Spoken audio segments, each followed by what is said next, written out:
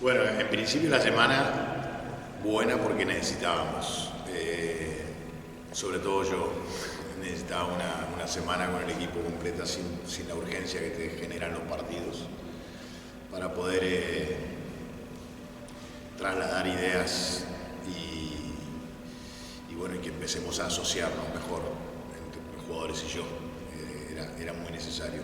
Nosotros procuramos adaptarnos, obviamente, con el scouting al rival de turno, pero tratar de empezar a tener una identidad propia, porque esta cosa de convertirse, de ser un equipo anti-Barça, anti-Burgos, anti-Bilbao, anti-Madrid, es muy complicada. Primero y principal, tratamos de ser algo nosotros, de sentirnos poderosos con algo, de alguna manera. Y luego, obviamente, hoy ya empezamos a hablar del Barça, mañana haremos una práctica ya mucho más específica, con el scouting, con el vídeo, con todo lo que tenemos, porque el domingo nosotros queremos ganar. O sea, después el juego dirá lo que tenga que decir, pero yo no creo que a nivel de alta competencia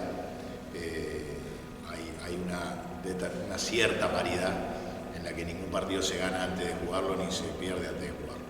Está claro que Barcelona se arma para ganar la Liga Europea, para ser campeón de Europa, y eso significa ya mucho, pero bueno, nada, yo lo lamento si ellos pretenden un rival que haga de sparring. Nosotros no queremos ser sparring de nadie, queremos ganar.